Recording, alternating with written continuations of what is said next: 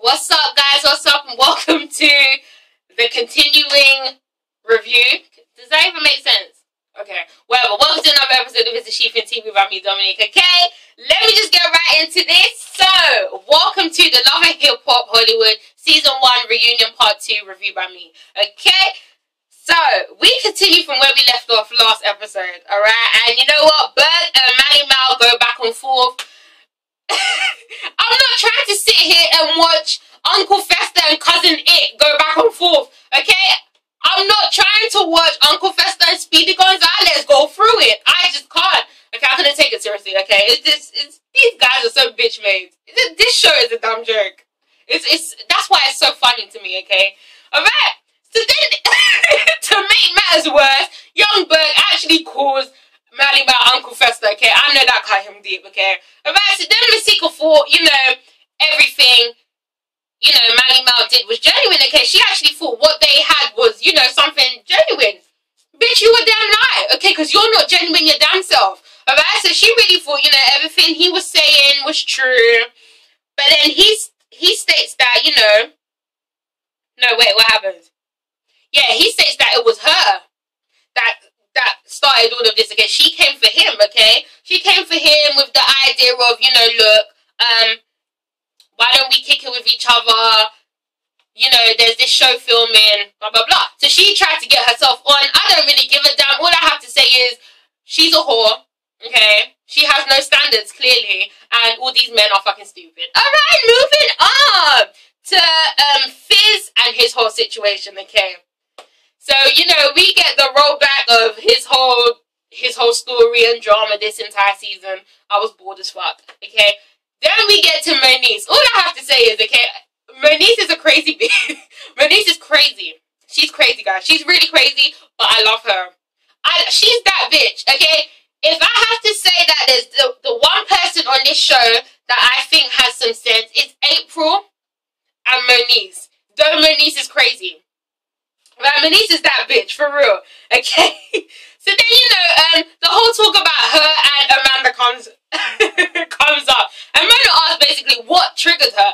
And Moniece was so calm, okay? She was so calm. And she said she basically was set off because Amanda kept saying bullshit to her, okay? You're not going to sit here and lie to her face when she knows the exact truth. Don't do that to her, because then that's just disrespecting her. And you know what? I commend Moniece, because even though she is crazy, she can compose herself very well.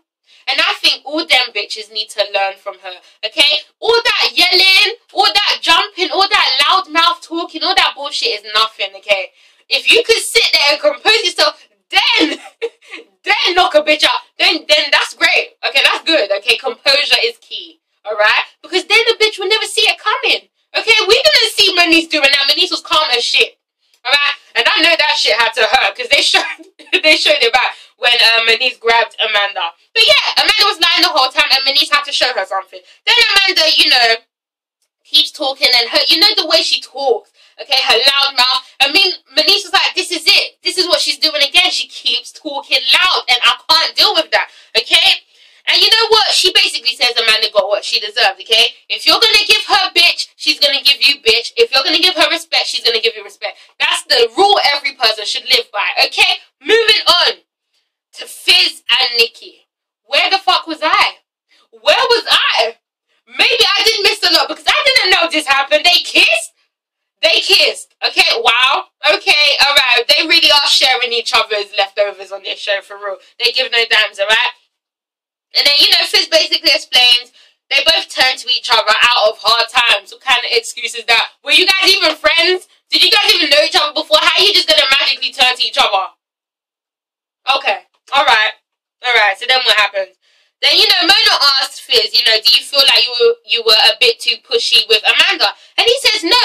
He was only pushy because he wanted Amanda to be honest, okay? And I understand him now. Because he knew Amanda was bullshitting the whole time, but Fizz, come on, that makes you look stupid. If you knew she was bullshitting the whole time, why did you stay with her the whole time then? Or why did you try and give her chances? Why did you fuck with her like that? Okay, but yes, then, Amanda says, she realizes her wrong now, and now she wants him back, okay?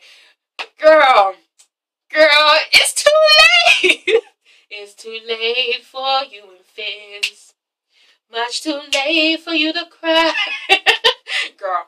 Alright, and my niece is just laughing. My niece is funny as hell, okay? Then Mona asked the most shadiest question. She asked the question saying that, saying to Fizz, do you think that Nikki is an upgrade for Amanda? Of course! Of course, but Fizz is such a gentleman, okay? He handled that well. He said, you know, Nikki's honesty is an upgrade from Amanda.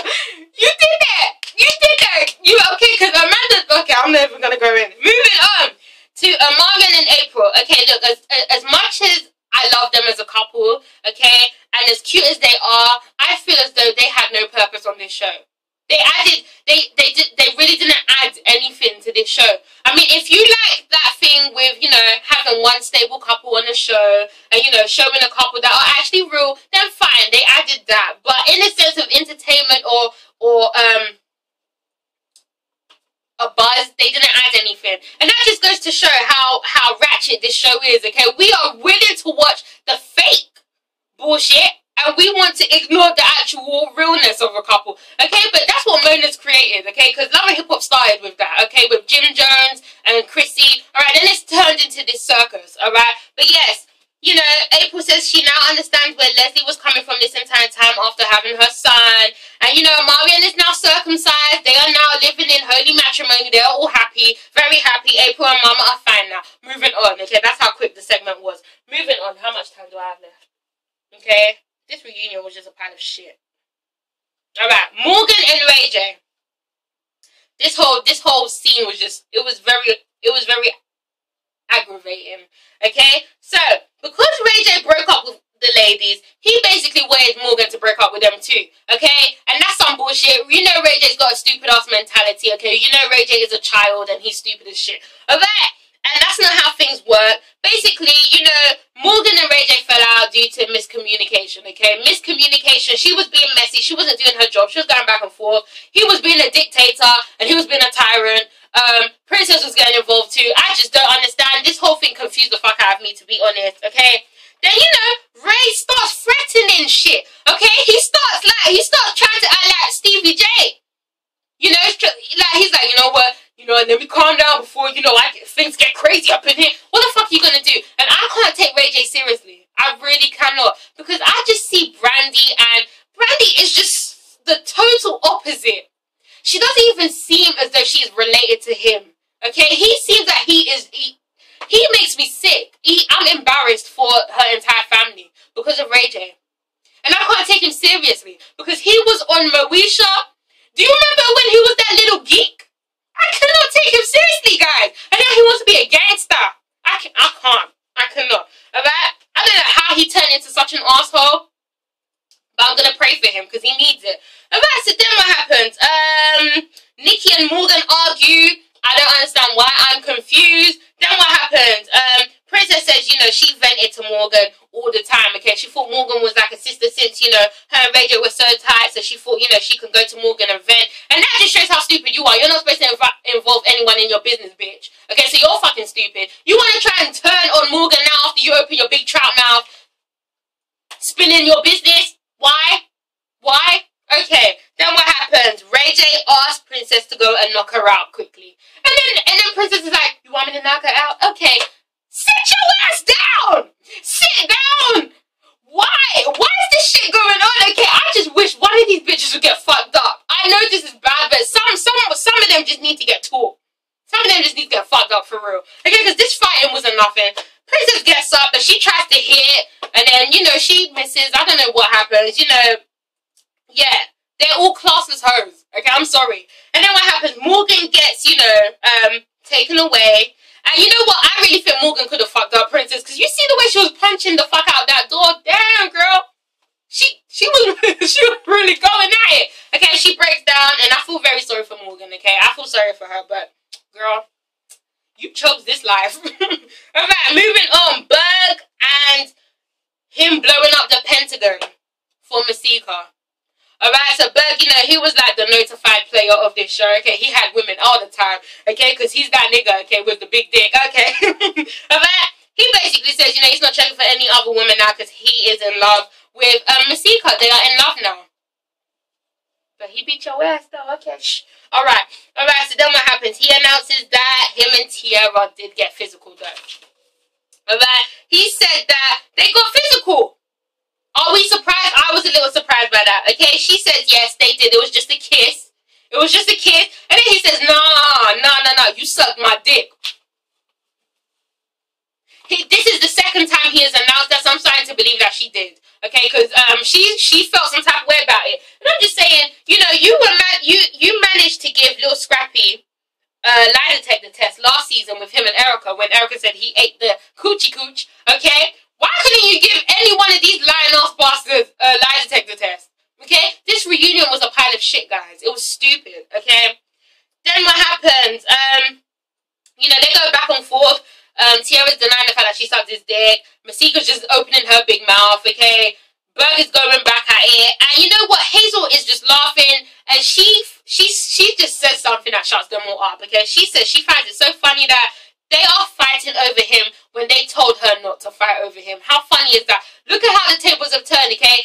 Tierra was so adamant about Berg and Hazel's, you know, what is it, fantasy relationship. And then Masika was so into it, and now look at who is fighting over him. So funny, okay? Berg is just a bitch off nigga, okay? I can't stand him, and Masika looks like a corpse. She looks like a corpse. Okay, moving on.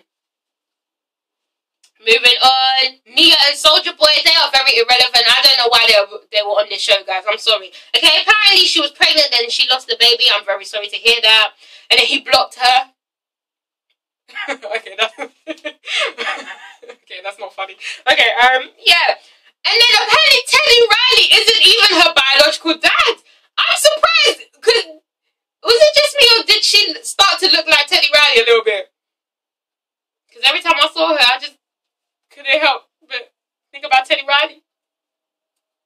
Don't leave. Okay. Alright, well, I thought, okay, it could have fooled me, but you know, I understand where she's coming from. He's not a biological dad, but he's been her dad her whole life, okay? However, she kept it a secret, and then she said it was nobody's business, and then Soulja Boy was like, how's it nobody's business when it's all over the internet? Basically, they are irrelevant, and they don't need to return if there's another season. Then they talk about this whole plastic surgery bullshit, okay? Mona says, who got plastic surgery? Tierra puts her hands up, Masika puts her hands up, Hazel puts her hands up, Nikki puts her hands up, and surprisingly, Moniece puts her hands up, okay? And then, you know, Mona says, Moniece, really? What did you get? She said, you know, she got a few steroid shots in her ass, apparently, or something like that. She got something in her lip. Whatever, girl, you look good. You still look good, okay? Alright, you look crazy, but you look good. Then, you know, she turns her attention to Nikki. She says, Nikki, what did you have done? Nikki has the audacity to say just her nose and her breast.